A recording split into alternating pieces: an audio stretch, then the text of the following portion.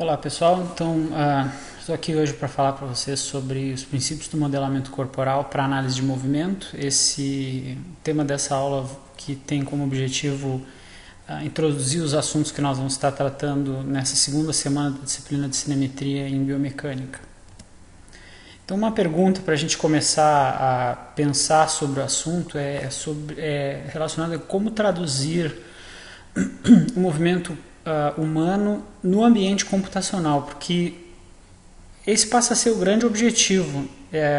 No momento que a gente tem um participante, um cliente, um avaliado de forma geral, realizando uma tarefa motora, uma atividade, e que nós queremos analisar essa atividade do ponto de vista da amplitude do movimento, das características desse movimento, muitas vezes a gente vai usar recursos tecnológicos para conseguir extrair informações desse movimento. Esse recurso tecnológico pode ser tão simples quanto uma câmera filmadora, né? Uma câmera que tem a capacidade de gravar vídeos, e essa câmera pode ser uma câmera de celular, pode ser uma webcam ou uma câmera de alta tecnologia mesmo, né? Em que vai se realizar uma análise qualitativa.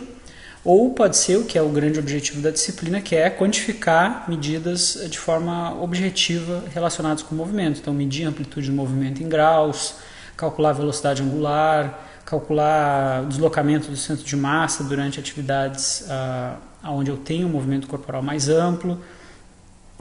E para realizar essa análise quantitativa é preciso utilizar recursos computacionais, né? Porque na origem dos métodos de análise de movimento, nos primórdios aí do uso da análise de movimento, muito era feito do ponto de vista manual, né? As pessoas mediam coisas manualmente, calculavam as medidas manualmente. Hoje em dia nós temos já recursos computacionais acessíveis, suficientes para que se consiga quantificar alguns parâmetros de forma mais rápida e objetiva e até mesmo precisa, uma vez que a gente tenha menos dependência do ser humano ali calculando, onde pode estar se introduzindo erros de cálculo no processo.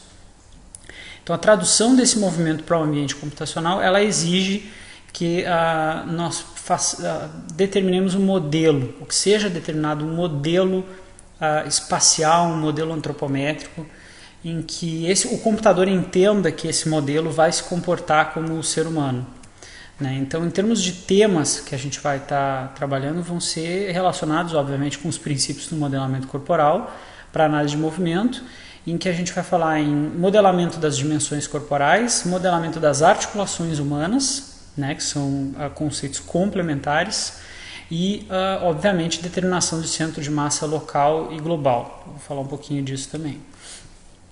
Então, em termos de definição, então, se a gente pensar num ambiente de coleta de dados em que nós tenhamos acesso a múltiplas câmeras que vão enxergar o movimento de diferentes perspectivas, a gente vai ter um cenário como esse que a gente está vendo na figura 2 aí do artigo de Gruen, de 97, né, que é um artigo clássico sobre os princípios da análise de movimento. Então eles estão mostrando 7 câmeras que estão posicionadas em diferentes planos do movimento, né? Então dispostas em torno de um volume de observação. Então se define uma área em que vai ser coberta pela captura dessas câmeras. Obviamente cada câmera vai ter a sua imagem bidimensional, né? A câmera em si ela está limitada a obter medidas bidimensionais, ela não tem uma noção de profundidade, por isso que eu preciso ter múltiplas câmeras enxergando de diferentes posições o objeto se movimentando. Obviamente, quando a gente tem o objetivo de quantificar medidas relacionadas a segmentos corporais ou ao movimento das articulações como um todo, eu preciso estar de olho nos segmentos corporais e interagir esse movimento de um par de segmentos pelo menos para que eu consiga observar ou quantificar o movimento de uma determinada articulação. Então, por exemplo, nessa imagem a gente tem ali um fêmur que está sendo rastreado no espaço tridimensional, ele tem coordenadas locais e ele tem coordenadas globais tridimensionais. No momento que eu combinar as informações desse fêmur com a tíbia ou com a pelve, eu vou poder analisar o possível efeito do movimento do fêmur combinado com os segmentos adjacentes para as articulações que conectam essas estruturas ósseas, por exemplo, ou esses segmentos corporais. Não necessariamente o fêmur, mas pode ser a coxa, pode ser a perna, pode ser o quadril ali de forma geral, que é o que normalmente a gente vai estar observando. Nós vamos estar rastreando o movimento de um determinado segmento corporal daquele indivíduo e os segmentos adjacentes para tentar observar como que o ponto de contato desse segmento se comporta, como que as articulações se comportam. No caso, por exemplo, se o interesse for em realizar a análise do movimento angular da articulação, né, dos ângulos articulares. Só que para isso eu preciso ter um modelo, né, um modelo antropométrico que tenha características que sejam obtidas do indivíduo que está sendo avaliado, né, que esteja dimensionado para o indivíduo que está sendo avaliado e que o computador consiga entender essas dimensões, entender o máximo possível as características anatômicas e reproduzir esse movimento a partir das informações que ele está obtendo dos pontos de referência. Então, os pontos de referência, no caso, nessa imagem, a gente observa lá na direita tem um esqueleto e ele tem várias bolinhas vermelhas. Cada uma dessas bolinhas vermelhas são os marcadores refletivos. As câmeras estão enxergando esses marcadores. Esses marcadores estão posicionados em locais na estrutura corporal de referência. Então, não necessariamente, mas normalmente, acidentes ósseos, em que a gente possa identificar esses acidentes ósseos de forma relativamente objetiva em diferentes tipos de pessoas, em termos de padrão corporal.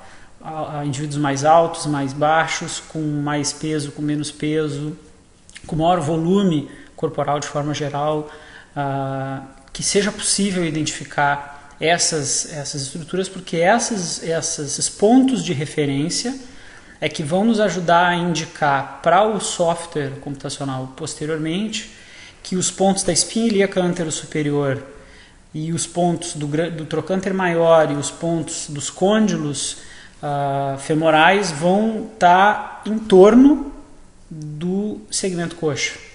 E aí o computador vai entender, bom, então se eu conectar todos esses pontos, eu estou enxergando a coxa. E aí ele vai dizer, bom, isso aqui é a coxa. Ele vai fazer a mesma coisa para a perna, à medida que eu tenha medidas de referência para a perna, né? A própria pelve vai usar muito desse padrão. Eu vou ter marcadores, estruturas, como eu comentei, espinha ilíaca antero-superior, crista ilíaca, bordos lateral da crista ilíaca, espinha ilíaca postero-superior. Então eu posso definir acidentes ósseos na pelve, por exemplo, que auxiliam com que o meu modelo espacial computacional entenda que o movimento que aquelas estruturas de referência, que aqueles marcadores refletivos estão fazendo, segue o movimento que a estrutura óssea está fazendo. Então, esse é o primeiro princípio. O primeiro princípio é que o marcador refletivo tem que seguir o movimento segmentar, preferencialmente o movimento do sistema esquelético, que é o primeiro ponto em que a gente assume algumas coisas quando a gente cria um modelo espacial. A gente assume que o nosso marcador refletivo está fazendo a mesma coisa, está reproduzindo o que a estrutura óssea faria. A gente sabe que isso não é plenamente verdadeiro, porque existe um movimento dos tecidos moles subcutâneos, porque o marcador está sobre a pele muitas vezes, ou ele está numa estrutura rígida que está aderida à pele, então ele não está no osso direto. Em alguns casos ele vai estar na pele que está sobre a estrutura óssea. E a gente vai ter uma mínima camada de gordura, mas em muitas situações esse marcador está em cima da pele e embaixo da pele tem camada de gordura, tem tecido muscular, tem tecido conjuntivo, fáscias e companhia limitada, e aí a gente vai ter a estrutura óssea. Então essa distância entre o osso e o marcador ela não é pequena muitas vezes, mas a gente assume que o que o marcador faz é o que a estrutura óssea está fazendo. E a gente informa isso para o computador para que quando o marcador se movimentar, ele faça com que o esqueleto, que é o avatar que ele criou ali baseado no nosso modelo, reproduza esse movimento do esqueleto. Porque à medida que eu tenho a coxa e a tíbia se movimentando, eu estou assumindo que eu tenho movimentos entre as peças ósseas, a coxa e a perna se movimentando. Eu estou assumindo que o fêmur e a tíbia estão se movimentando na mesma proporção, e aí eu consigo observar o movimento que, por exemplo, a articulação do joelho faria. Então, esse é o ponto. No momento que a gente quer quantificar o movimento articular, eu preciso ter uma precisão a melhor possível no movimento das estruturas ósseas, que é quem forma as articulações móveis do corpo humano. Então, por exemplo, esse modelo que vocês estão vendo na imagem, ele é um modelo bidimensional extremamente simples, né? Um modelo que ele tem dois marcadores que permitem que a gente tenha uma localização espacial bidimensional da pelve e da região do quadril de forma geral, né? Então ali o ASIS, que é a espírica anterosuperior, o sacro, né, que está posteriormente, o hip, que é o quadril, o knee, que é o joelho, o ankle, que é o tornozelo, tem um ponto ali que a gente chamou de chu, que vai ser o quinto metatarso, né? E dois pontos ali embaixo que são o pedal, porque no caso era um modelo que é aplicado ao indivíduo que vai realizar um exercício num cicloergômetro ou numa bicicleta. Então esse modelo me permite o quê? Que eu defina estruturas ósseas no participante, então eu vou lá, vou fazer a palpação nele, vou ver, aqui está a espinha anterosuperior, então ali eu vou colocar um marcador refletivo, aqui está o sacro, vou colocar um marcador refletivo, aqui está o trocânter maior, ali vai o marcador do quadril, aqui está o côndilo lateral do fêmur, então ali vai o marcador do joelho, e assim sucessivamente. E essa informação obtida do participante, né, do contato físico com a estrutura corporal do participante, vai ser reproduzida no computador para que o computador, quando enxergar esses marcadores, imagine que as articulações, ou que essas estruturas ósseas, reproduzam o movimento que reproduz o movimento que a estrutura óssea está fazendo, certo? Então, no momento que o indivíduo se movimentar, essas estruturas vão se movimentar e eu, nesse caso especificamente, posso definir que o ponto de contato entre o quadril e o joelho, entre o hip e o knee, é o meu segmento coxa. E o ponto de contato entre o knee e o tornozelo, né, entre o joelho e o ankle, o tornozelo, vai ser o meu segmento perna. E isso depois vai me permitir calcular ângulos que vão ser formados entre esses dois segmentos, aqui do ponto de vista bidimensional, certo? O princípio é o mesmo para um sistema tridimensional. Tá? O princípio é que eu vou ter pelo menos 3 pontos de referência que vão formar 2 segmentos, pelo menos, né, que vão me permitir calcular um ângulo relativo. Relativo por quê? Porque é o relativo da perna em relação à coxa, ou da coxa em relação à perna. E é um relativo ao outro. E esse ângulo relativo eu vou chamar de ângulo do joelho, por exemplo. Eu posso calcular de diferentes maneiras. Eu posso calcular ele posteriormente aqui, como ângulo relativo posterior. Eu posso calcular como um ângulo projetado, ou o que a gente chama normalmente de ângulo de flexão, né, assumindo que a extensão completa seja 0 graus, então qualquer coisa maior do que 0 graus vai ser algum grau de flexão. Tá? Então tem diferentes maneiras de medir isso usando princípios trigonométricos, que é o que eu vou tentar, onde eu vou tentar chegar no final, né? Porque eu vou ter 3 pares de coordenadas bidimensionais nesse caso, né? Quadril, joelho e tornozelo. Esses 3 pontos no espaço bidimensional tem um endereço x e um endereço y, um endereço horizontal e um endereço vertical. No momento que eu calcular a distância dos meus segmentos, eu consigo, por princípio trigonométrico, né, aqui no caso pela lei dos senos ou cossenos, eu consigo calcular esse ângulo posterior aqui, certo? Então eu consigo realizar essa análise. Esse é o objetivo final, né? Mas o meu modelo, que é esse bonequinho aqui, ele tem que ter, ele vai ter limitações com o que o meu avaliado, o meu ciclista ou o meu participante vai reproduzir. Né? Então aqui, por exemplo, o que eu estou assumindo? Que esse pontinho branco ali que está representando o quadril, que ali é o eixo de rotação da articulação do quadril. Né? A gente sabe que existe uma certa distância entre o trocânter maior e o eixo de rotação do quadril, que fica no ponto de contato entre a cabeça do fêmur e o acetábulo. O fundo do acetábulo lá, né, o ponto central do acetábulo. E que esse ponto de contato entre o fêmur e o acetábulo, entre a cabeça do fêmur e o acetábulo, ele nunca é o mesmo. Existe um movimento que acontece ali. No caso do joelho, por exemplo, aqui a gente está assumindo que ele é uma articulação tipo dobradiça, que tem um eixo fixo de rotação e que se movimenta em relação a esse eixo fixo de rotação. A gente também sabe que o joelho tem um ponto de contato móvel. A gente vai ver isso um pouquinho mais à frente. Né? Nunca é o ponto de contato. O fêmur e a tíbia, eles rolam e deslizam uns sobre os outros durante o movimento de flexão e extensão. Né? Então tem essas limitações que o meu modelo corporal, o meu modelo espacial, que está representado aqui bidimensional, tem em relação ao que acontece no mundo real. Tá? Então aqui a gente já tem um modelo tridimensional, em que eu tenho um bonequinho ali, que tem duas visões, uma visão um pouco mais no plano sagital e uma visão um pouco mais oblíqua aqui, mas que a gente enxerga a maior parte do plano frontal. Né?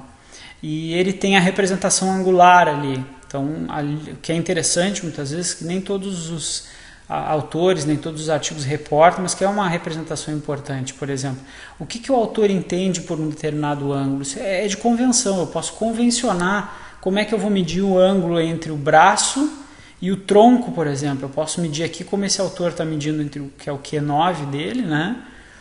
Ou eu posso medir pelo outro lado, por cima. Então, matematicamente, tem diferentes maneiras de fazer isso. É importante que isso seja reportado para que o leitor entenda que, por exemplo, se esse ângulo for 10, é o ângulo de dentro, não é o de fora. Né? Por mais óbvio que possa parecer, nem sempre é tão óbvio se a gente não indica isso para quem está lendo o nosso artigo, a nossa tese, a nossa dissertação. A gente tem que ter um modelo espacial que diga para o leitor o que é o ângulo que a gente está medindo. Se eu não disser que extensão completa do joelho é 0 graus, o camarada não tem como entender que 0 graus é a extensão completa, ou que 10 graus de flexão é mais próximo da extensão completa do que da flexão máxima. Então eu preciso reportar esses valores numéricos de uma maneira que o meu leitor consiga traduzir isso para uma aplicação prática, para uma aplicação clínica, porque senão a gente está simplesmente relatando observações e a gente não está pensando no leitor, que ele vai ter interesse em ler o nosso trabalho e tentar dali levar algo para a prática dele, que mude, que melhore a prática dele. Certo? Então, o princípio básico que a gente vai observar de modelamento, ele vai passar por uma série de componentes, né, de identificação. Aqui no caso é um artigo em que eles fazem a identificação das estruturas corporais usando o mínimo de referências aderidas ao corpo externamente, então o que se chama de rastreamento sem marcadores. Né? Então usa a forma do corpo como um critério, como um conceito para realizar a identificação dos segmentos corporais. Normalmente o que acaba se utilizando são estruturas de referência, são os marcadores refletivos, por exemplo, né, que vão identificar onde que está cada segmento corporal e a interação da disposição tridimensional desses segmentos corporais é que vai dar o ponto de contato entre as articulações. É um pouco diferente do que a gente viu no princípio bidimensional ali anteriormente. Né. Aqui, por exemplo, tem um outro modelo espacial, que tem uma série de marcadores, ou uma série de pontos de referência. Né? Então, cada uma dessas bolinhas pretas aqui é uma articulação ou é um ponto refletivo que foi aderido na pele do sujeito e que vai ser rastreado em algum momento pelas câmeras, ou vai ser observado ao longo do movimento por pelo menos 2 câmeras ao mesmo tempo. Porque daí eu consigo, com as 2 informações bidimensionais simultâneas, eu consigo identificar qual é a localização tridimensional de cada marcador. Obviamente a gente quer mais do que 2, porque daí aumentamos a nossa precisão de localização. Tá?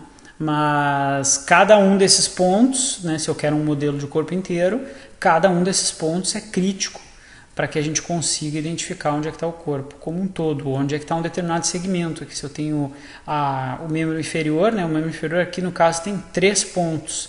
Tem um ponto no quadril, né, tem um ponto no joelho e tem um ponto lá no calcâneo, ou possivelmente o RF aqui está no right foot, que vai ser no pé direito. Então, e está se definindo aqui o segmento, né, entre o pé direito e esse outro pontinho aqui é a parte inferior, né, a perna, no caso, né, o lower leg que eles chamam, que é a perna mesmo, do lado direito. Né, então aqui eu tenho um segmento. Aqui a gente tem de novo, né, só que aqui também reconstruído com um modelo tridimensional, obtido de um princípio que identifica os segmentos corporais sem a necessidade dos marcadores. Então eu observo o sujeito fazendo um gesto, similar ao princípio que o sistema cinético, que as câmeras com sensor de profundidade realizam, né? Elas realizam uma identificação dos segmentos corporais, teoricamente sem a necessidade de ter um marcador, marcadores sobre a pele, ou sem a necessidade de conhecimento prévio dos pontos de contato entre as estruturas ósseas. Então aqui, por exemplo, nesse artigo, né, de 2015, o que eles realizaram na realidade foi uma comparação de 2 princípios, né? Um princípio que era o participante com marcadores e o participante sem marcadores, né? E realizaram as comparações, né? Os sem marcadores usando o sistema Kinetic da Microsoft, que faz um escaneamento tridimensional a partir da disposição estática do indivíduo. Então ele tenta estimar onde que estão os segmentos corporais a partir de uma postura estática, né? E aí ele realiza uma medida para tentar estimar a posição de cada segmento ao longo do tempo e aí sim calcular os ângulos articulares. Ao mesmo tempo, né, a gente tem um sistema tridimensional tradicional com marcadores aderidos sobre a pele, né, usando um algoritmo para a identificação espacial desses marcadores e da mesma forma cálculo dos ângulos articulares no final, que é o ponto normalmente de interesse, né. Nesse caso aqui eles realizaram tarefas relativamente simples e de baixa velocidade, como no caso o agachamento. Então aqui todos os gráficos estão representados como um percentual do ciclo de agachamento, né? E o que a gente tem são os ângulos de joelho, né, no painel da esquerda e quadril no painel da direita para os 2 sistemas. Linhas azul são o marker based, que é o sistema tridimensional tradicional com marcadores sobre a pele, e o kinetic, que é sem os marcadores na pele. Então a gente vê que para o joelho, né, a diferença entre os 2 sistemas está aí na ordem de 2 graus em média. Para o quadril essa diferença já chega aí na ordem de 5 graus. Para o plano sagital, né, ângulos de flexão de joelho e quadril. Plano frontal, então ângulos de adução e abdução, a gente já observa diferenças aí na ordem de 4,9, de 4 a quase 5 graus aí para joelho e quadril entre os sistemas. Enquanto que no plano transverso, para as rotações, né, a gente observa diferenças bem pequenas aí na ordem de meio a 1 grau.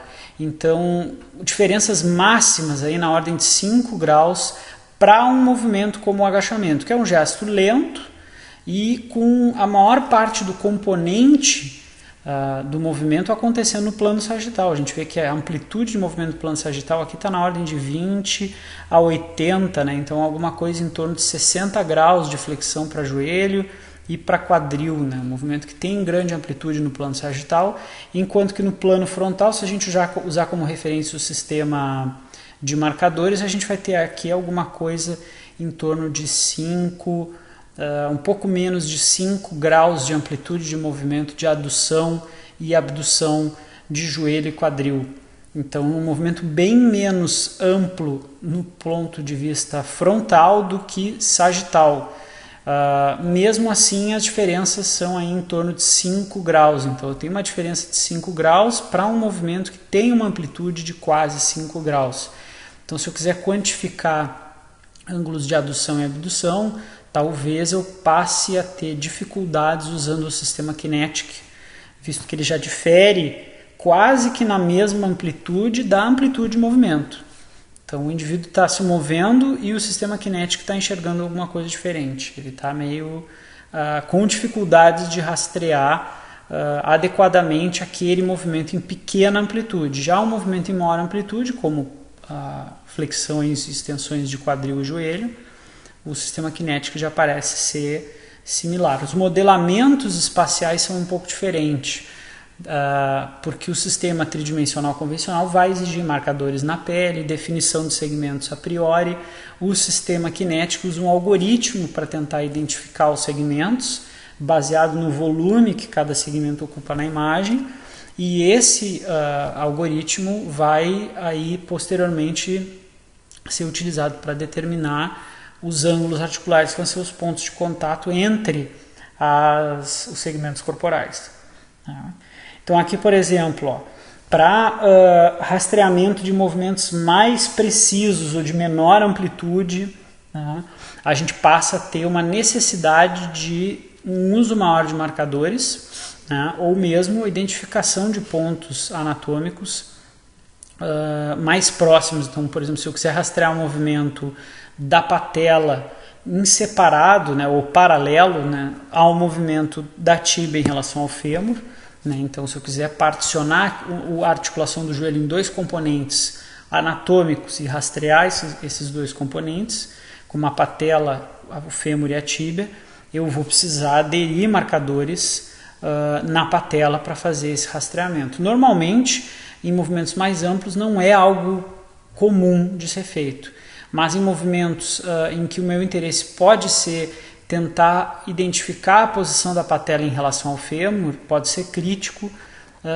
passa a ser crítico ter que rastrear a patela, principalmente se eu tenho interesse em identificar o quanto de contato eu tenho da patela em relação ao fêmur ao longo de uma amplitude de movimento, porque à medida que eu diminuo a área de contato, se a força não diminuir, eu tenho um aumento da pressão. Então, aumentar a área de contato da patela com o fêmur é uma estratégia que o próprio corpo humano usa anatomicamente para reduzir a pressão entre as cartilagens femoropatelar, as 2 cartilagens femoropatelar, para reduzir a carga, o dano articular cartilaginoso, especificamente. Então, a localização na pele, que eles chamam de landmark location, e essa variabilidade na cinemática do joelho passa a ser crítico. Então, para flexão e extensão, o movimento é bastante consistente, como a gente observa nesse painel superior da esquerda, mas a gente passa a já ter variabilidades maiores quando a gente passa a analisar movimentos mais finos. Aqui no painel inferior, a gente está observando o movimento da patela em milímetros, então médio lateral, antero-posterior e superior e inferior. Então a gente já passa a ter uma variabilidade que aparentemente é grande nesse movimento, em função da localização dos marcadores, e em função das características fisioanatômicas aí, digamos, do indivíduo.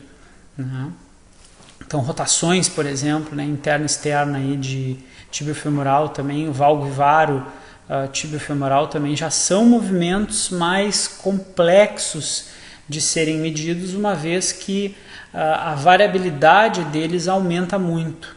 Cada pessoa vai realizar o gesto de uma forma um pouco mais individual. E a gente passa, no momento que a gente precisa ter uma precisão de medida grande, a gente passa a ter dificuldades de quantificar isso, principalmente no caso aqui em que eles fizeram essa medida na marcha. Então, identificar o movimento da patela durante um ciclo de marcha é algo bastante desafiador, mas que, como eu comentei, tem uma aplicação clínica grande, no sentido que eu posso tentar associar isso com uma predisposição para desenvolvimento de osteoartrite, por exemplo, uma vez que o indivíduo tenha um movimento patelar diferente, por alguma razão. Tá? Aqui, na realidade, o que eles fizeram também? Eles realizaram um teste de sensitividade, né, tentando identificar principalmente se o uso de determinados marcadores permitiu uma sensibilidade alta, né, e aí eles criaram um ranking aqui de sensibilidade, né, alta, baixa ou nenhuma, né, nessa escala que eles criaram aqui, para determinados marcadores e na identificação de características específicas. Então, cada marcador ou cada jogo de marcadores pode auxiliar ou atrapalhar, dependendo de qual o objetivo final. Então, a decisão da escolha de quais marcadores utilizar acaba tendo que ser feita muitas vezes em relação a qual objetivo está posto. Né? Qual é o objetivo da avaliação? O objetivo é avaliar o movimento da patela. Bom, então eu preciso ter marcadores na patela. Que marcadores eu vou usar? Bom, aí eu vou tentar identificar quais os marcadores que podem ter um movimento, que vão seguir o movimento da estrutura óssea, por exemplo. Aí normalmente a gente vai observar duas abordagens, né? Eu até vou comentar um pouco mais à frente, com o uso de marcadores sobre a pele ou de marcadores na configuração tipo cluster. Né?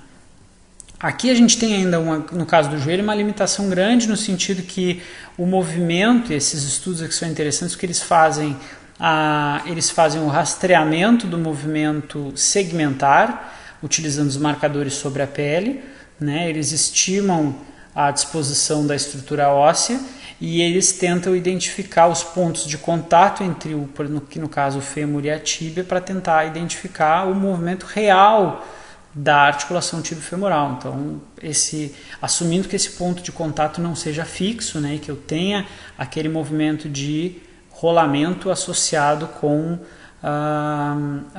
de rolamento, né, que vai ser a combinação do giro com o deslizamento das superfícies articulares. E eles, entre aspas, assim, validam um pouco, ou avaliam a validade desse rastreamento utilizando um método que eles chamam de fluoroscopia, que é o raio-x dinâmico.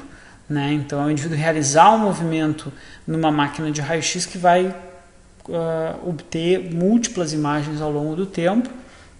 Aqui, no caso, muitas vezes o objetivo é tentar identificar o movimento de uma prótese. Por exemplo, o indivíduo colocou uma prótese de joelho, tentar identificar se o movimento da prótese está adequado, se a disposição da patela durante o movimento da prótese está adequado. Então, muitos estudos tentam mostrar que uma determinada prótese é adequada para suprir a estrutura articular original em função da característica de movimento que aquela prótese permite ser realizada. E aí tem as duas medidas que são necessárias. A medida intraarticular, que é obtida da fluoroscopia, que são as fotos A e B aqui dessa imagem, e a medida externa, né, dos segmentos segmentares, né, que são os esqueletinhos ali do E e do F que a gente está vendo. Né? Então, em diferentes situações aqui, a gente consegue ver, por exemplo, que existe uma certa associação entre o que a gente observa externamente do que a articulação internamente está fazendo. Por exemplo, aqui no painel superior da esquerda, a gente tem rotação em graus, então flexão e extensão do joelho. O OMC é a medida segmentar externa com o sistema tridimensional, e a linha, que é a linha pontilhada vermelha, e a linha contínua verde é a videografia biplanar, né, ou raio-x dinâmico, né, a fluoroscopia, a videofluoroscopia. Então, o que a gente tem é que em vários momentos aqui eu tenho uma similaridade bem razoável. Então, ângulos de flexão e extensão, parece que o meu sistema segmentar consegue capturar muito do componente do que acontece realmente dentro da articulação em termos de flexão e extensão. No entanto, quando a gente observa a adução e abdução, a gente vê que o que eu observo na linha verde, que é a fluoroscopia, não é parecido com o que eu observo no sistema segmentar. Né? Para a rotação interna e externa, né, ainda aqui nos painéis superiores ainda, a gente tem muito do tempo uma semelhança e mais para o final do movimento a gente tem algumas diferenças. Né? Isso está justificado muito em relação a movimentos de translação, que eu superestimo em alguns momentos para o sistema tridimensional, né, estimando o movimento articular pelas medidas segmentares em relação à videogrametria. Então, a videofluoroscopia. A videofluoroscopia me dá medidas que em muitos momentos são muito diferentes, chego a ter aí 20, quase 25 milímetros de movimento médio lateral das estruturas ósseas, de diferença em torno de 20 milímetros, na realidade, para ser honesto aqui, porque eles não começam no zero. Mas de diferença entre as duas peças ósseas. Aqui também um outro exemplo, né, o deslocamento antero-posterior bem diferente, né, em alguns momentos, principalmente quando eu tenho carga sendo aplicada, essa linha pontilhada aqui como o ponto de contato aqui, né, a produção de força. Então eu tenho ali na realidade uma diferença entre os dois sistemas. Então eu consigo perceber que o sistema de câmeras externos rastreando os segmentos corporais me dá me dá uma estimativa, né, do que está acontecendo na articulação durante o movimento. Não me dá o retrato real do que cada peça óssea está reproduzindo, principalmente quando eu olho para movimentos fora do plano sagital. Os movimentos no plano sagital, a maior parte possui uma associação boa, a gente vê isso aqui para a flexão e extensão, uma semelhança boa. Já para a adução e abdução essa semelhança não é tão boa, e para a rotação interna e externa, né, não é das piores, mas também em alguns momentos do movimento, o que eu acho que a articulação está fazendo não é o que realmente está acontecendo. Né? Então esse é algo que a gente assume que o que as câmeras estão enxergando como movimento segmentar me permite estimar o que a articulação está fazendo em termos de movimento articular, que é um passo muitas vezes não tão simples. Aqui tem um vídeo em que a gente vai observar numa situação de principalmente de descarga de peso, né, que é um vídeo da fluoroscopia de novo. Né, então a gente observa que a estrutura óssea que está lá dentro sendo rastreada, ela tem um movimento que acompanha o movimento segmentar, mas existe uma diferença, né, entre o movimento que o segmento vai realizar, que eles chamam de soft tissue artifact, que é o artefato devido aos tecidos moles. Né? Então quer dizer que os tecidos moles vão realizar um movimento diferente do que a estrutura óssea faz. Né? Porque eles têm uma rigidez diferente, muito menor, né? O músculo, a gordura vão ser muito mais complacentes do que a estrutura óssea. Então eles vão vibrar mais, principalmente em tarefas com impacto. Né? Então aterrissagens no salto, corrida, essas atividades, a tendência é que a gente tenha muita oscilação do segmento, da pele e de tudo que tiver acima do osso, e a estrutura óssea embaixo está muito mais rígida. Né?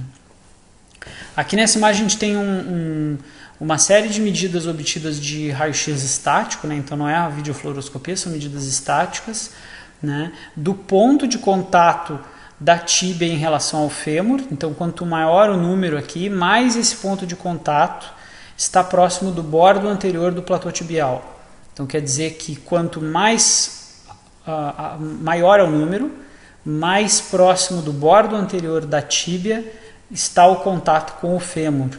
Né? E aqui a gente observa que esses maiores números eles acontecem próximo à extensão máxima do joelho. Então de 0 a 10 graus é onde eu tenho aqui os maiores valores de contato no bordo anterior da tíbia. À medida que o joelho vai sendo fletido e eu vou andando aqui na minha escala no gráfico no sentido horizontal para a direita, o ponto de contato vai se movendo no sentido posterior do platô tibial.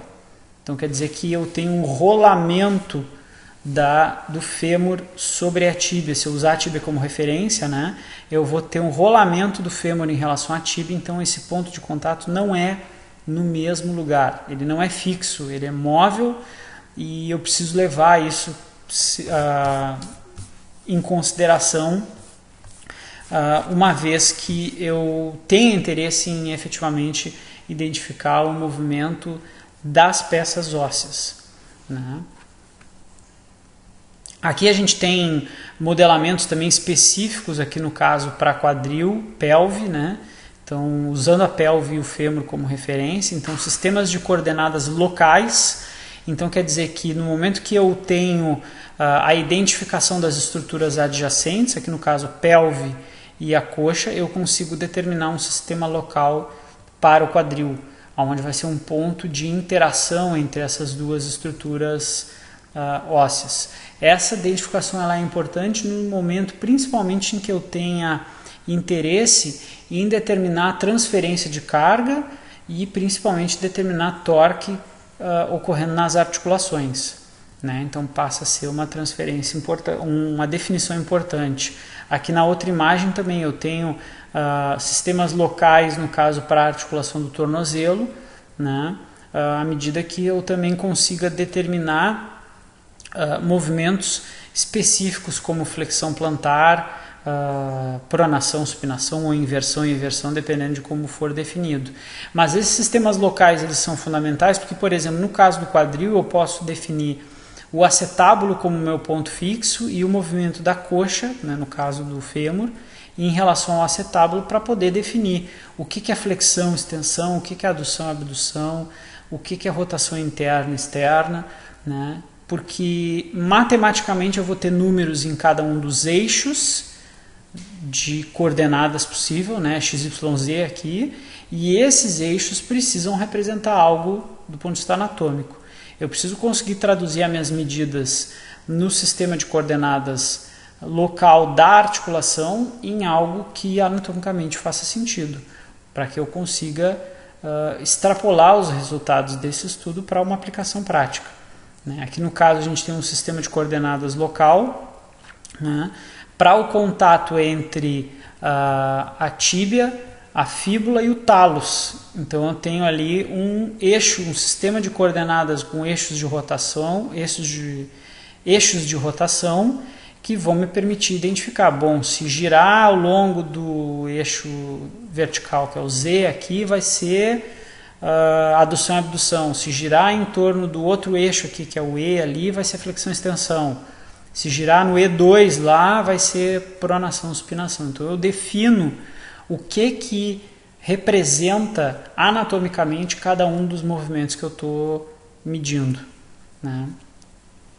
Aqui tem uma aplicação interessante também que eles realizaram nesse estudo, um mapeamento, né, que tem um mapa de calor ali, em que eles realizaram a análise do ponto de contato da tíbia em relação ao fêmur ao longo de um ciclo de movimento de flexão e extensão. Então eles conseguem observar que esse ponto de contato permanece a maior parte do tempo no centro do côndilo femoral, né, mas que ele circula ali no entorno, né, ele não está fixo, e que eu tenho um deslocamento muito maior antero-posterior, né, no côndilo medial do que no côndilo lateral. E isso é interessante porque acaba nos dando uma percepção, né, uma informação crítica do ponto de vista de carga articular, né? Então os dois côndilos podem, talvez, dependendo da característica anatômica de cada indivíduo, não absorver a mesma carga, né? Pode existir uma assimetria entre os côndilos e pode existir um movimento desse ponto de aplicação de força não uniforme. Então, em um momento que o côndilo lateral tem uma carga que está mais ou menos concentrada em um ponto específico, o côndilo medial tem uma carga que está circulando ali, muito mais em diferentes regiões, digamos, do côndilo medial. Do ponto de vista da cartilagem, isso é bom, porque a cartilagem não gosta de ter carga contínua aplicada no mesmo lugar por muito tempo, porque porque ela trabalha com ciclo de compressão e descompressão para conseguir absorver nutrientes do líquido sinovial. Então, se eu ficar colocando carga no mesmo lugar de forma compressiva e não aliviar a cartilagem, ela vai entrar em exaustão, ela não vai conseguir absorver nutrientes vindo do líquido sinovial, porque ela é um tecido avascular, né? Ela não tem vascularização própria. Ela depende do líquido sinovial para obter os nutrientes e eliminar as escórias metabólicas, né? Então eu posso fazer toda essa associação a partir dessa análise aqui. Tá? Então um exemplo aqui, eu já tinha introduzido um pouquinho, mas um exemplo de modelo no plano sagital, aqui no caso um modelo que a gente usou por bastante tempo para avaliação de indivíduos em cicloergômetro, né, para ciclistas e para indivíduos de outras modalidades que utilizam a bicicleta, né? Um modelo de 6 pontos de referência, né, no ciclista e mais alguns pontos de referência na bicicleta, mas que nos permitia identificar a maior parte dos parâmetros do membro inferior. Então ali, né, espinha canteiro superior, sacro, quadril, joelho, tornozelo e um marcador lá no pé.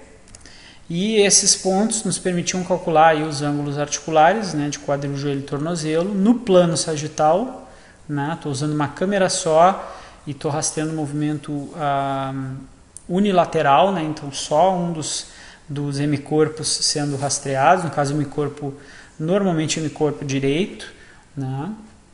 Que é uma limitação do método bidimensional, é esse, eu preciso escolher um lado do corpo para avaliar, e eu preciso assumir que existe uma simetria entre os dois lados, o sujeito vai fazer a tarefa com as duas pernas realizando o mesmo movimento. A gente sabe que nem sempre é assim, né? Alguns indivíduos vão ter uma similaridade maior, outros vão ter uma similaridade menor, mas a gente assume que essa similaridade exista, né?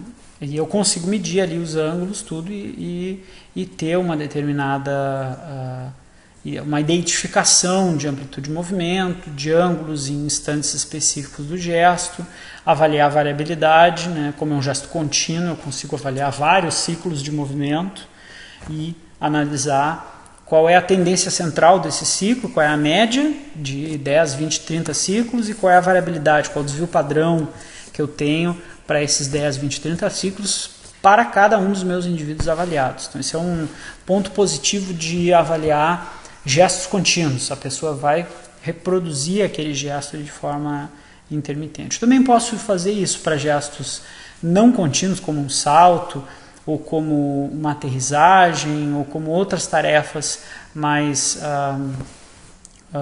pontuais, mas muitas vezes, dependendo de como é a característica do gesto, fica difícil esperar uma consistência, né? Se eu tenho um sprint, por exemplo, eu não vou esperar que o indivíduo vai fazer 3, 4, 5 sprints parecidos. Ele vai fazer os 3 primeiros meio parecidos, e o terceiro e o quarto ele já vai ter uma fadiga que vai estar ali interferindo e ele já não vai conseguir mais reproduzir. Então passa a ter uma abordagem um pouco diferente, né?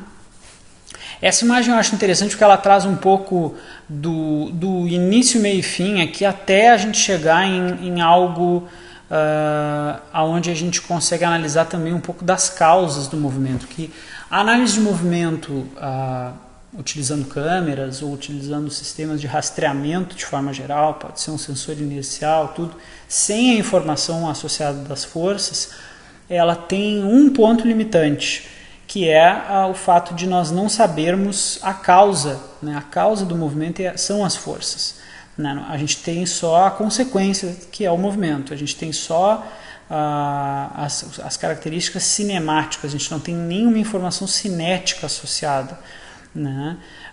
Então nesse cenário aqui, por exemplo, que eles têm uma imagem de todo um modelamento corporal, iniciando lá com a análise da marcha, com a trajetória tridimensional de marcadores, associado aqui no caso, né, com as forças de reação do solo. No caso da marcha são os componentes de força de interesse.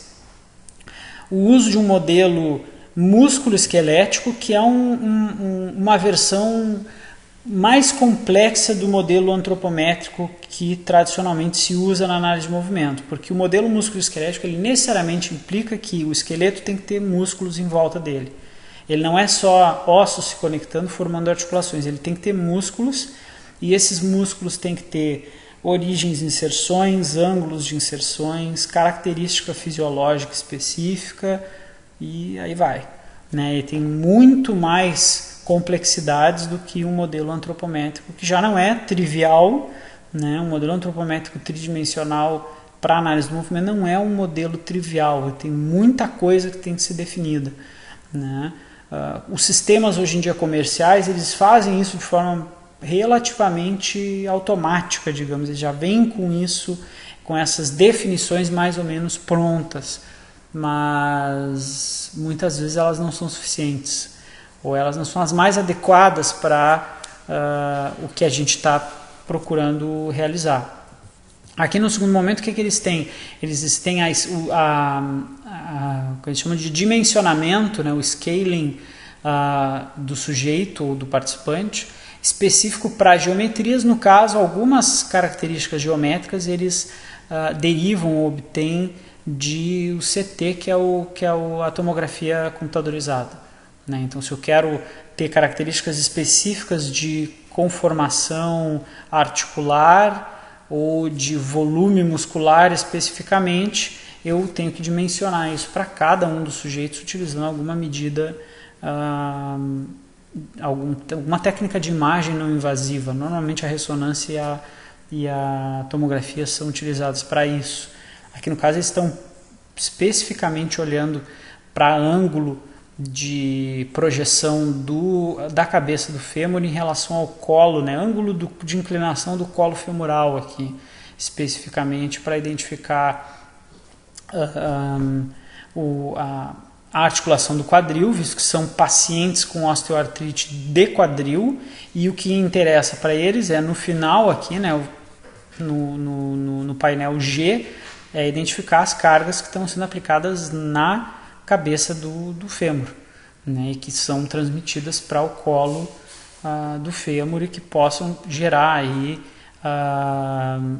um processo de sobrecarga na cartilagem, nas estruturas periarticulares, que pode fazer com que o indivíduo tenha uma ocorrência de osteoartrite mais cedo, né? Então esse vai ser o grande objetivo, que é prevenir, né, as pessoas de desenvolverem uma determinada desordem articular.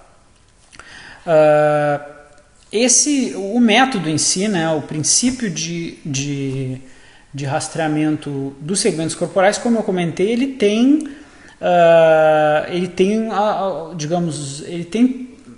as suas limitações, né? A gente comentou de algumas aí. Uma delas que é na realidade são duas limitações que meio que se sobrepõem. Uma que é o fato de que eu tenho esse movimento da pele, que vai afetar o movimento dos marcadores, que é suscetível ao movimento dos tecidos moles, né, que não representa o que está acontecendo na estrutura óssea muitas vezes. Ao mesmo tempo, eu também tenho um movimento dos marcadores que acaba também sendo afetado pela capacidade da câmera de identificar onde o marcador está. Então, quem já teve alguma experiência com rastreamento bidimensional, né, de marcadores em imagem de câmera, sabe que achar o centro do marcador não é uma tarefa simples, né, porque existe ali um movimento daquele marcador, a refletividade daquele marcador com a luz que está incidida sobre ele não é regular. Então, se esse marcador inclinar um pouco, ele pode refletir luz de uma forma diferente. A gente pode achar o centro desse marcador com maior ou menor precisão. Então, o rastreamento do marcador associado com o movimento do segmento corporal induzem a erros. Esses erros normalmente são corrigidos nos modelos tridimensionais utilizando equações matemáticas que tentam minimizar os erros combinados. Então, se eu tenho todo um conjunto de marcadores que está vibrando na mesma, ou está oscilando na mesma frequência, né, eu consigo daqui a pouco estimar que essa frequência possa ser devida a erros ou do rastreamento do marcador ou da vibração dos segmentos. Então tem esse método chamado o Weighted Least Square, em que eles minimizam esses erros dos marcadores e tentam corrigir a localização das coordenadas, né? Os softwares que realizam essa correção chamam-se de cinemática inversa. Então a gente entra com as informações espaço-temporais das coordenadas e a equação matemática tenta minimizar o máximo possível os deslocamentos unidades de tempo, entre as unidades de tempo, assumindo que esse segmento não vai vibrar tanto e não vai ter tantas oscilações. Então, minimizando essas oscilações e corrige as coordenadas espaciais a partir disso. Né? Então, aqui a gente vê que em alguns exemplos aqui a gente chega a ter erros de 1 a 9 graus, em alguns casos aqui tem até um exemplo aqui de 22 graus de correção, que é bastante. Né? Então, a gente passa a ter uma alternativa para corrigir esse nosso modelo espacial. Né? Como eu comentei antes, né, essa definição das coordenadas articulares é crítica no momento em que eu quero traduzir essas informações angulares para uma representatividade anatômica.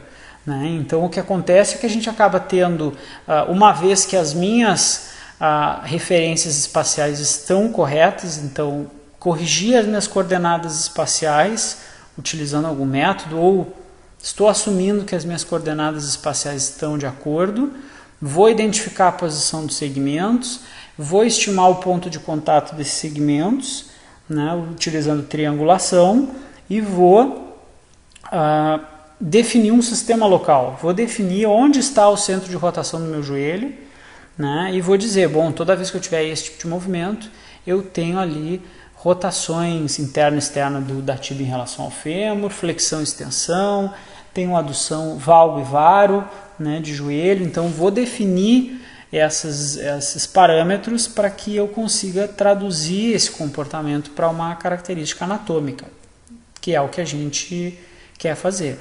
E muitas vezes para isso, né, a priori, eu preciso definir como é que essa articulação se comporta. Muitos dos sistemas tridimensionais permitem que se defina o tipo de articulação que a gente está falando. Né? No corpo humano a gente sabe que a gente tem vários tipos de articulações móveis, né?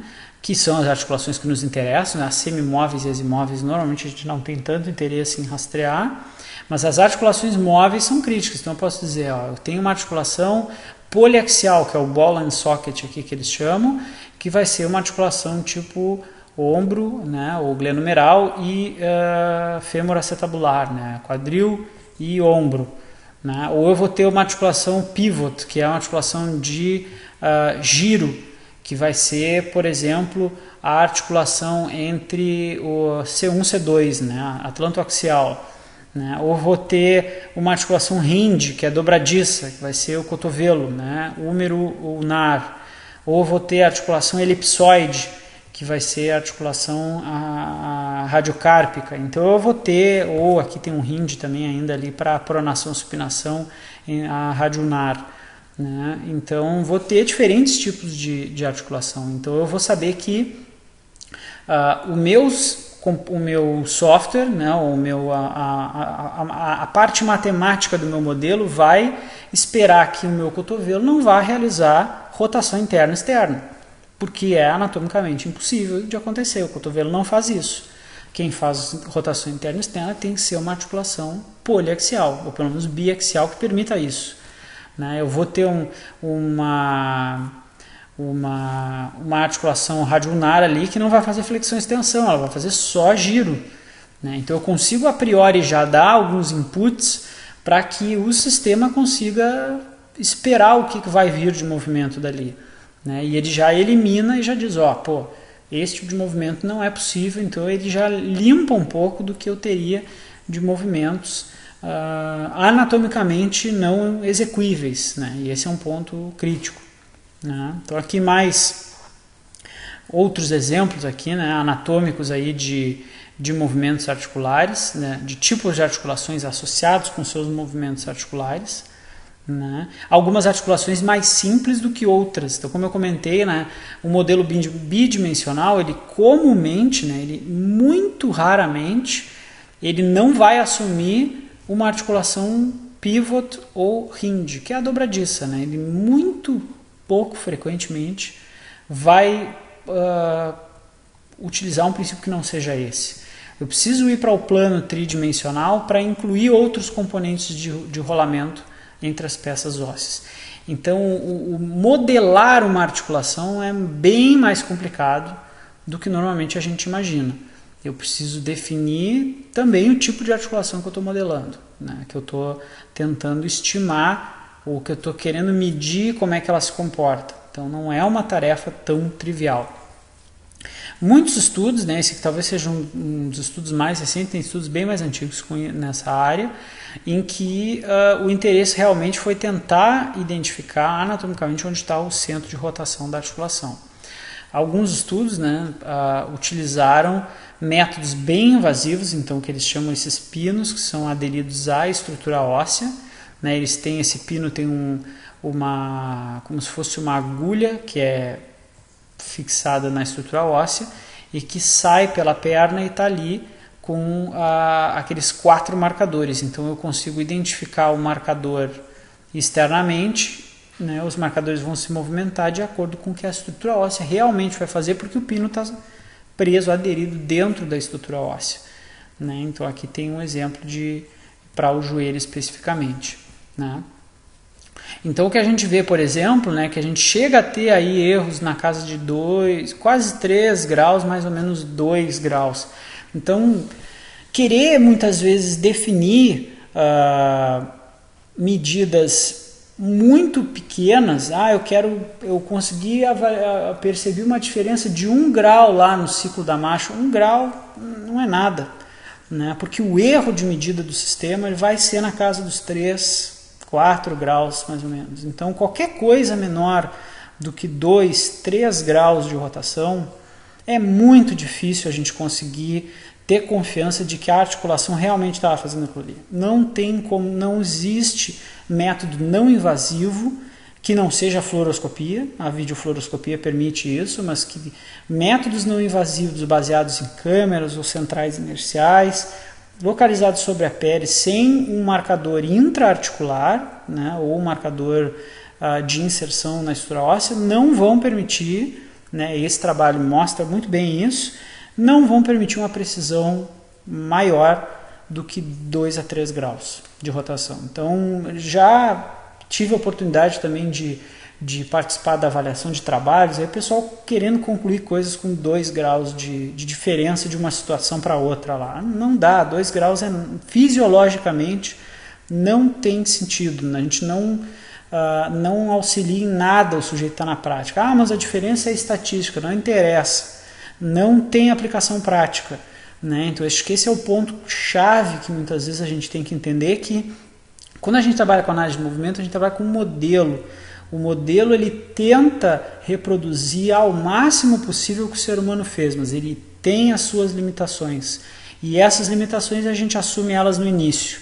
As limitações são todas essas que eu venho falando aqui há mais de meia hora, que é de que tem diferença no movimento segmentar para o movimento articular, a pele vai se movimentar em relação à estrutura óssea, o marcador vai vibrar, ter corrente dos tecidos, movimento dos tecidos moles, o marcador não vai ser rastreado de forma plenamente regular pelas câmeras, né? E aí vai, né? A gente tem uma série de limitações. Esse slide eu acho que ele é chave, porque ele dá a mensagem que muitas vezes a gente que trabalha com técnicas muito avançadas, né? Com sistemas caros, complexos, a gente acha que aquele sistema é perfeito. Ele não é, né? Não é, porque a gente tem ali limitações do conceito em si, né? Do princípio que está em torno, e a gente ainda tem que colocar em cima disso, né, que não está aqui, nós estamos pensando no erro técnico da medida, né, o erro do instrumento, do princípio, do conceito.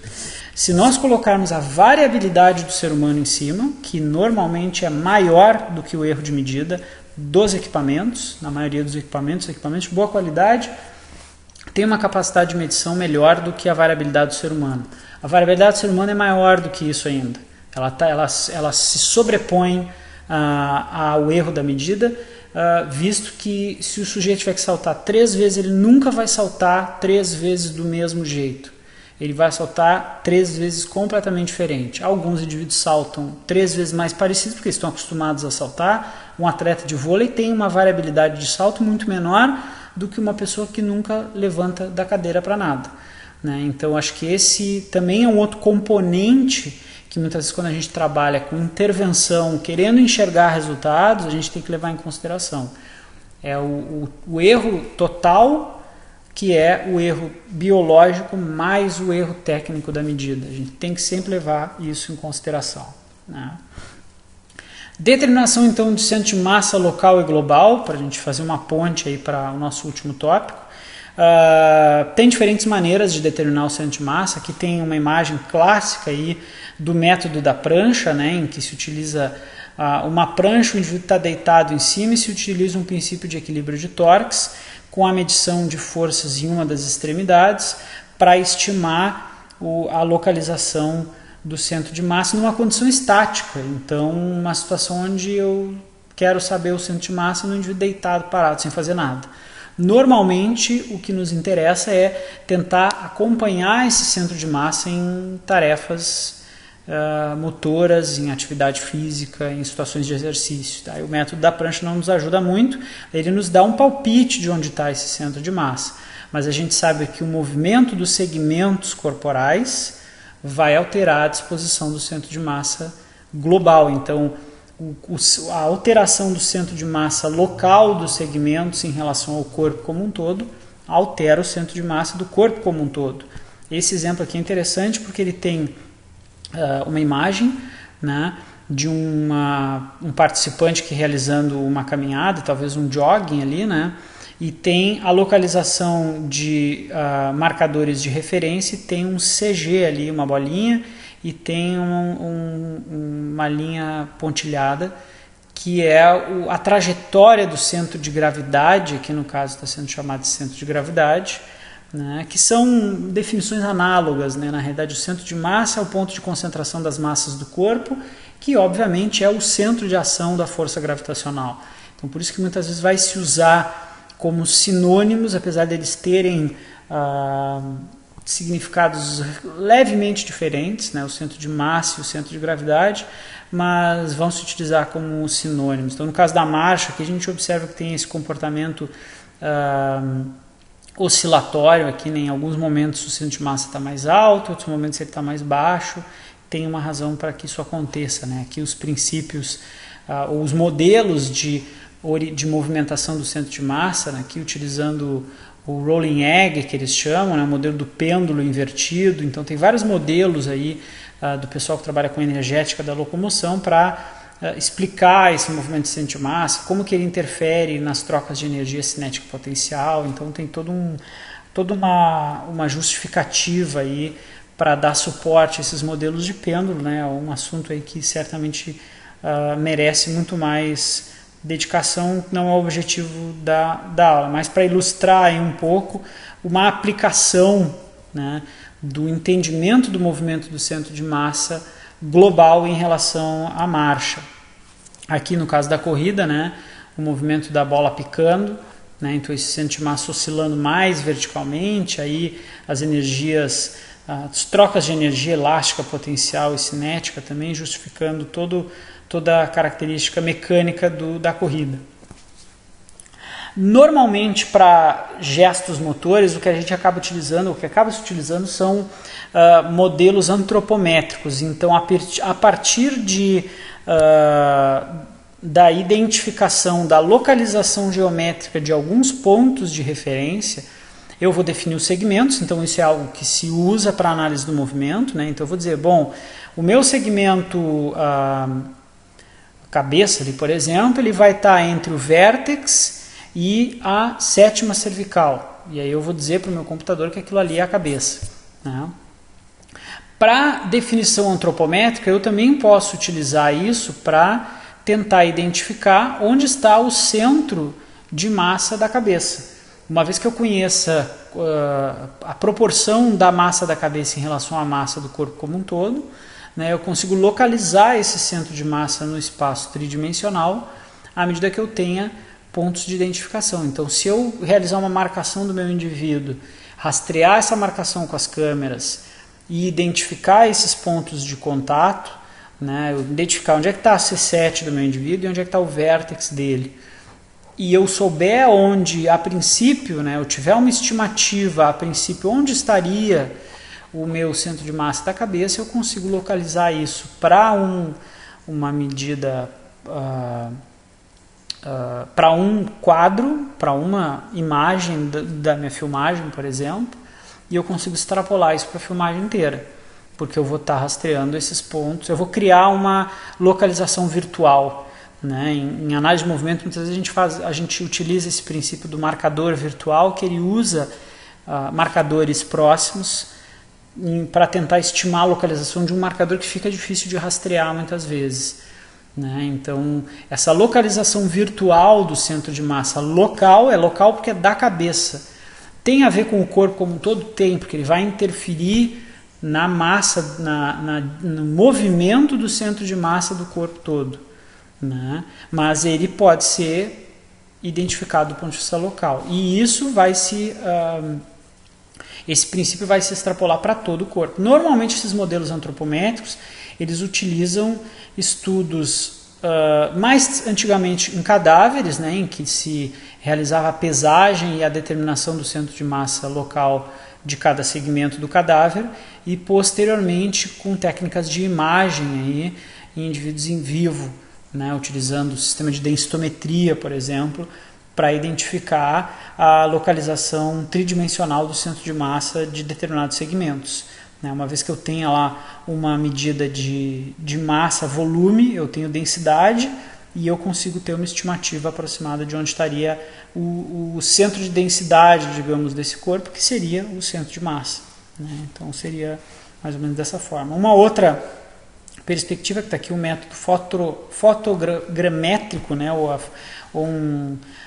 duas imagens do mesmo indivíduo, uma imagem no plano frontal, né, um indivíduo deitado numa prancha com a foto da parte frontal, e uma foto plano sagital, também para tentar identificar onde que estaria estimado o centro de massa local de cada segmento, utilizando aqui, no caso, uma distribuição de massa estimada do corpo. Então eu vou estimar que a massa da coxa representa, por exemplo, sei lá, 10%, 8% da massa corporal total. E aí eu vou localizar essa massa utilizando pontos anatômicos de referência. Aqui no caso eles marcaram um ponto no joelho, né, e tem um outro ponto no quadril ali que está identificado, para utilizar no plano sagital alguma distância intermediária, que não necessariamente 50%, porque a gente sabe que a concentração de massa na coxa ela é maior proximal do que distal.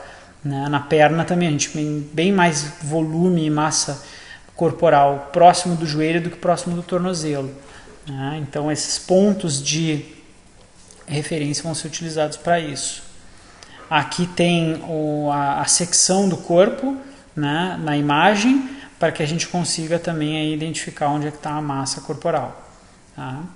Aqui a gente tem tabelas antropométricas, que são muitas vezes utilizadas em associação com o sistema de análise de movimento. Então, muitos dos sistemas vão estimar localização, vão estimar o centro de massa global utilizando essas informações locais. Então, eles sabem que, por exemplo, o percentual do peso ou da massa corporal do segmento da cabeça vai ser 7,3% do peso corporal total. Né? O tronco vai ser 50,0,7%. Então, se eu der lá para o programa a informação de que o meu indivíduo pesa 100 quilos, ele sabe que 50 quilos é no tronco, 2,6 quilos é o braço e assim por diante. Tá? Então, ele vai estimar o percentual de cada segmento, e, a partir das mesmas tabelas, a localização desse peso, dessa massa de cada segmento, em relação a algum ponto de interesse ou alguma medida de referência. Então, por exemplo, a cabeça estaria a 46% mais ou menos da distância da sétima cervical até o vértex. Desculpa, do vértex até a sétima cervical, porque dá mais próximo do vértex, né? Então é mais próximo do vértex do que do pescoço, o centro de massa da cabeça. O tronco está aqui mais próximo da supraesternal do que da pelve. Então a gente tem mais volume, mais massa na parte superior do tronco. O braço está mais ou menos na metade do caminho, o antebraço está a 39% do eixo do cotovelo, então está mais perto do cotovelo do que do punho, e assim por diante. Né? Então a gente passa a localizar localmente cada centro de massa de cada segmento. Né? Aqui tem uma outra tabela, na realidade do DELEVA, que é uma das tabelas mais recentes, das mais utilizadas, aí, porque está baseada em parâmetros corporais medidos em indivíduos em vivo. A tabela anterior é com estudos com cadáveres de idosos, normalmente são as tabelas mais tradicionais dos anos 50 e anos 60, né, que alguns sistemas ainda usam hoje em dia. Então, muitas vezes, o cuidado que a gente tem que ter é que, quando a gente tem um sistema de análise de movimento tridimensional completo, né, normalmente vem com um plugin ali, não tem esse nome, né, mas ele vem com uma série de equações para estimar o centro de massa. Né? Mas o ponto-chave é qual o modelo antropométrico que é utilizado. Né? Alguns desses sistemas a gente sabe que usam modelos antropométricos baseados em cadáveres de idosos, onde a distribuição de massa é diferente de um sujeito jovem, de um atleta, de uma criança, de um obeso. Então, digamos, a dificuldade muitas vezes é conseguir estimar o quanto que isso vai interferir na representatividade real do centro de massa. Tem estudos principalmente dos anos 90, realizados com crianças, que mostraram que existe uma diferença. Né? A criança, como ela tem o crescimento corporal dela não é homogêneo, né? Ela normalmente tem, a cabeça representa um percentual do peso corporal muito maior na criança mais jovem do que no adulto, proporcionalmente. Né? O ser humano ele desenvolve o crescimento segmentar do esqueleto apendicular dele e proporcionalmente é maior do que da cabeça, por exemplo. Né? Então, se eu usar um modelo de adulto numa criança, eu vou estar estimando que a cabeça da criança é menor do que ela realmente é. E a cabeça na criança tem um efeito sobre o centro de massa global muito grande, por isso que ela tem dificuldade para manter o equilíbrio quando ela está aprendendo a caminhar. Como ela tem uma cabeça muito pesada, né, ela vai ter dificuldade de conseguir equilibrar, né, ela precisa com o tempo ganhar força e controle dos músculos da coluna e da cervical para controlar a posição da cabeça, senão ela cai.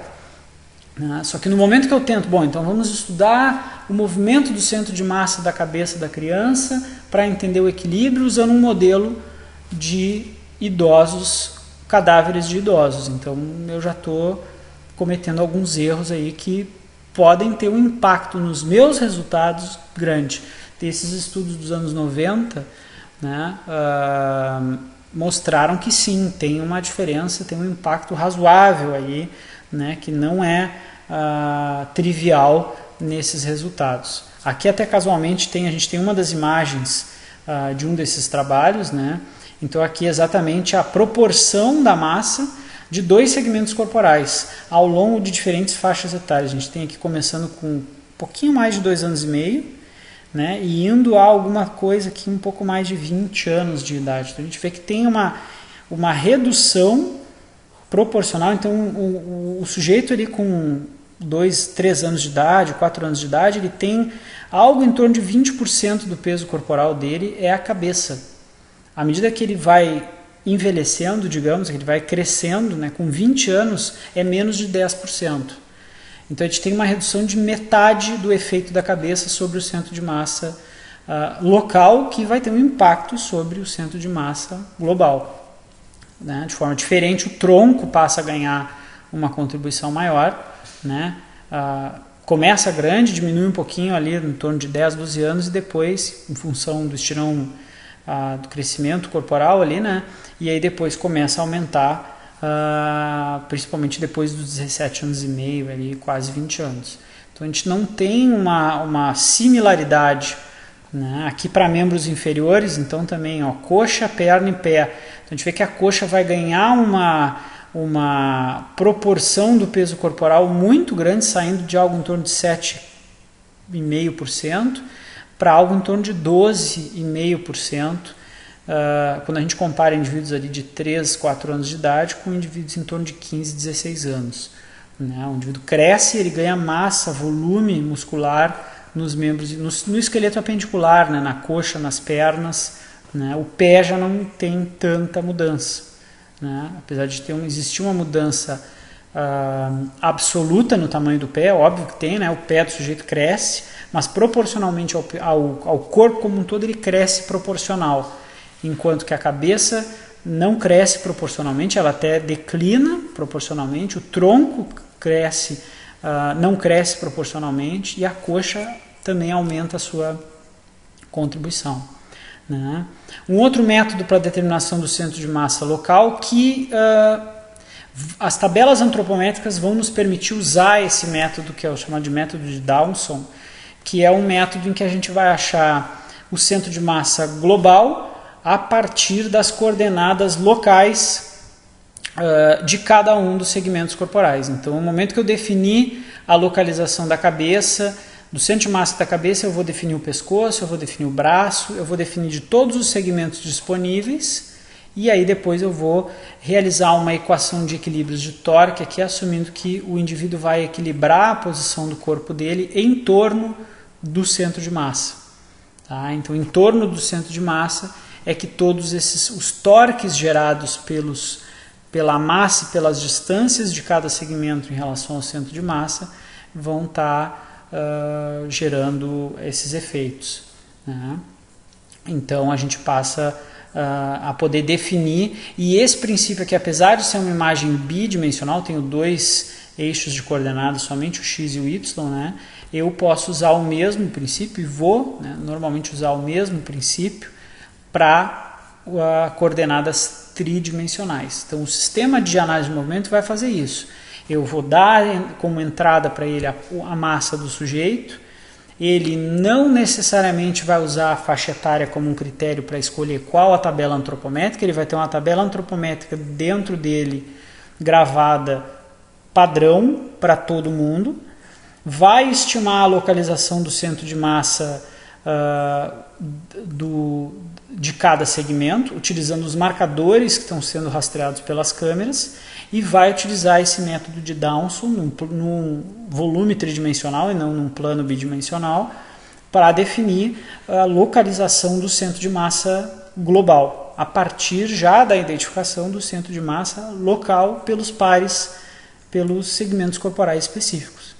Então ele descobre os segmentos locais, a localização local de cada centro de massa, e estima onde é que está o global, utilizando a quantidade de massa e a localização desse centro de massa das tabelas antropométricas. Então é basicamente isso que vai ser feito.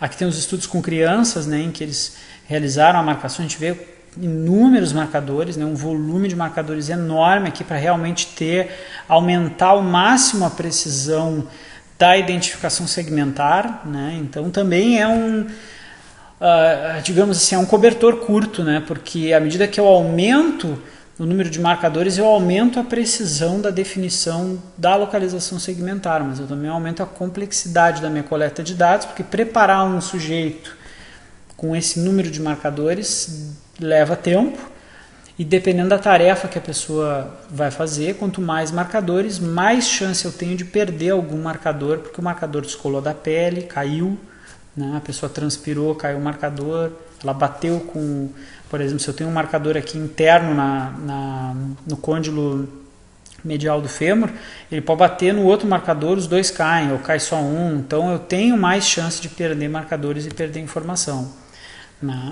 Aqui a gente tem um exemplo de uma imagem que eles chamam de Dual Energy X-Ray, que é o DEXA, né, ou a densitometria.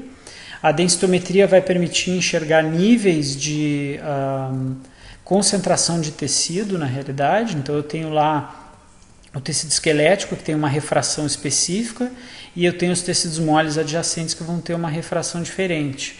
E eu consigo segmentar né, que é o que na realidade a densitometria faz, né, eu vou segmentar o corpo do sujeito pelas articulações, vou definir o que é cada segmento e vou ver pela refração, né, que esse método me dá, pelo retorno de luz que o raio-x dá, né, qual a concentração, qual a densidade na realidade, porque ele calcula o volume, né, e ele tenta estimar a densidade pela refração. E aí ele consegue me dar a quantidade de massa que eu tenho, dependendo da tonalidade dessa refração, sabendo a priori, né, que gordura, osso e músculo vão ter densidades diferentes. Então ele já tem uma estimativa de densidades a priori dos tecidos diferentes e ainda me permite, aqui nessa imagem C e D, né, identificar onde estaria o centro de massa daquele segmento particular, que no caso da coxa, né, onde estaria o centro de massa da coxa desse indivíduo.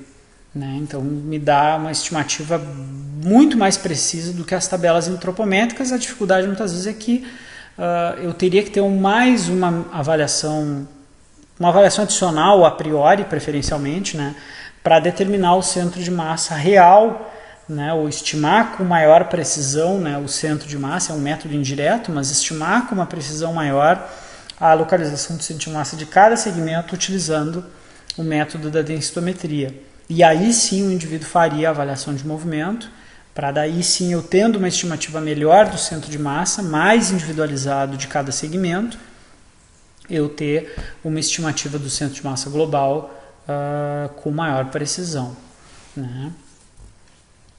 Aqui essa imagem também desses estudos dos anos 90, que se dedicaram muito a tentar entender esses efeitos do método de determinação do centro de massa. Né, eles fazem comparações entre homens e mulheres, então esse é um parâmetro que parece ser muito crítico. Né, a gente sabe antropometricamente que isso tem um efeito grande, né, as diferenças que a gente tem para cada segmento, então homens e mulheres vão ter uma concentração de massa diferente, uma concentração entre os segmentos, intrasegmentos, né, uma concentração de massa, de tipo de massa corporal diferente, né? Tecido adiposo maior numa região do que na outra. Então isso aí também tem um efeito grande na hora que a gente determina, a localização do centro de massa local e como que isso vai interferir a localização do centro de massa global. Aqui a gente tem um efeito ainda sobre os torques articulares, né? Que é uma medida que depende da localização do centro de massa, aqui no caso da marcha. Né? Em alguns momentos da marcha, principalmente nas fases de voo, né, a gente vê que as diferenças entre os modelos antropométricos, aqui tem um modelo proposto, tem outros 4 modelos, alguns bem conhecidos como o Dempster e o Chandler, que são modelos para estimar o centro de massa local e global, né? E a gente usa o método de Downson para estimar o centro de massa global. E como que esses modelos vão interferir nos torques líquidos nas articulações, no caso da marcha, aqui para articulações do membro inferior, então tornozelo, joelho e quadril. Né? Durante as fases de carga, a gente observa que as diferenças são pequenas, então, principalmente porque o maior componente de interferência no torque na articulação durante a fase de contato com o pé no solo, no caso da caminhada, é o componente muscular. Né? A inércia dos segmentos não tem um efeito tão grande quanto a força muscular. Mas no momento que a gente entra em fase de voo e eu não tenho força de contato com o solo, né? Eu tenho apenas ação gravitacional, eu passo a já ter diferença porque a característica inercial pesa mais. E aí o tipo de modelo antropométrico interfere mais. Né? Então, resumindo, né, nós vimos os princípios do modelamento corporal, né, como é que a gente traduz o movimento do ser humano do mundo real para algo mensurável, né, dimensionando o corpo, né, como é que se dimensiona o corpo, quais os princípios que vão estar em torno do dimensionamento corporal para a medição pelos sistemas de análise de movimento, o modelamento das articulações humanas, né, quais são os conceitos que estão por trás, as limitações, o que está se assumindo, né, e a determinação do centro de massa local e global, como que isso depende da localização espacial, né, daquelas coordenadas, daqueles marcadores refletivos sujeitos a todas aquelas interferências que a gente viu, né, e como que os tipos de modelos antropométricos utilizados para a determinação do centro de massa local de cada segmento vão afetar o centro de massa ou a localização do centro de massa global, que é chave em muitas atividades em que eu tenha o corpo realizando um movimento mais livre, então um salto, ou principalmente atividades que eu tenha que sustentar o peso corporal, né? É fundamental que eu consiga ter uma noção da localização, mesmo que parcialmente, né? Muitas vezes eu tenho algumas atividades onde eu não vou estar com 100% do peso corporal sendo sustentado pelos músculos ou pelos segmentos, né? Mas se eu tiver parcialmente a minha massa corporal sendo sustentada ou interferindo na minha postura ou na minha produção de força, identificar esse centro de massa global é fundamental para que eu consiga entender como que mudar a postura no movimento pode interferir na força, na própria a capacidade de sustentação do movimento, na possibilidade do indivíduo se lesionar ou não, né? Então o que a gente tem é um efeito grande, né, desse componente aí que é o centro de massa global. Tá? Então encerramos por hoje e aí nos vemos na próxima atividade.